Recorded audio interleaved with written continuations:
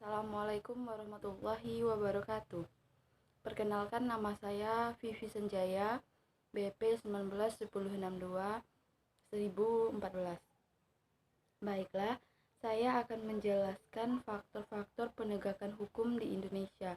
Yang pertama yaitu faktor hukumnya itu sendiri.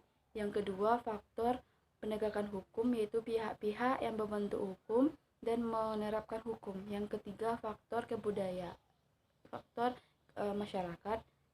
Yang ketiga, faktor sarana dan fasilitas untuk menerapkan hukum. Yang keempat, faktor kebudayaan, kemasyarakatan. Yang kelima, faktor kebudayaan.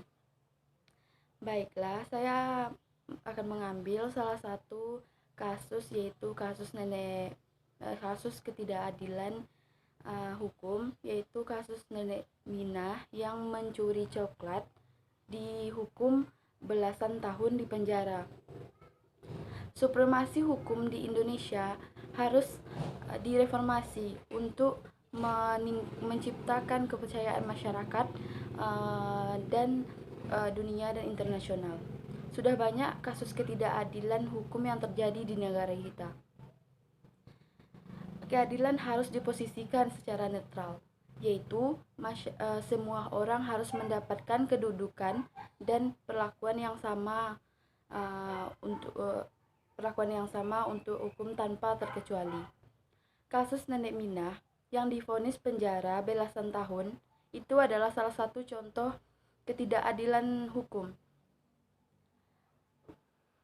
Kasus ini berawal dari kasus mencuri yang dilakukan oleh nenek Minah, mencuri coklat. Harga coklat pun kurang lebih 10 ribuan. Saya setuju kalau mencuri itu adalah suatu tindakan yang salah. Namun, hukum juga memiliki prinsip kemanusiaan. Masa nenek-nenek seperti itu yang buta huruf dihukum dan karena ketidaktahuannya dan keawanannya tentang hukum.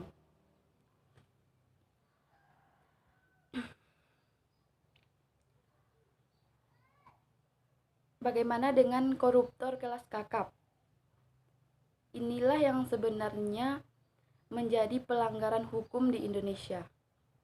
Sangat sulit sekali menjerat mereka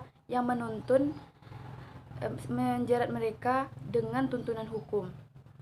Apakah karena mereka memiliki banyak uang, memiliki banyak kekuasaan, sampai-sampai mereka bisa mengalahkan hukum dan hukum tidak berlaku pada koruptor?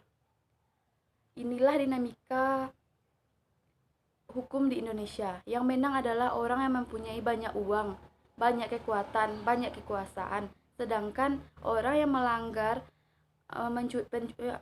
dan melakukan pencurian kecil seperti nenek Minah dengan mudahnya ditangkap dan dijebloskan ke penjara dan dihukum belasan tahun di penjara.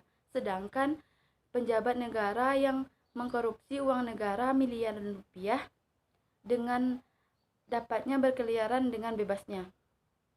Seharusnya sudah ada reformasi secara komprehensif untuk yang dilakukan mulai dari tingkatan pusat maupun pemerintahan paling bawah untuk melakukan pembaharuan, yaitu pembaharuannya seperti pembaharuan sikap, cara berpikir, dan ospek yang dilakukan kepada masyarakat sesuai dengan kondisi tuntutan hukum tersebut. Dan ketinggalan zaman pun tidak meninggalkan prinsip kemanusiaan. Seharusnya juga para penegak hukum harus memiliki prinsip kemanusiaan dan tidak hanya menjalankan tugasnya secara politistik. Baiklah, hanya itulah pendapat saya. Saya akhiri dengan Assalamualaikum warahmatullahi wabarakatuh.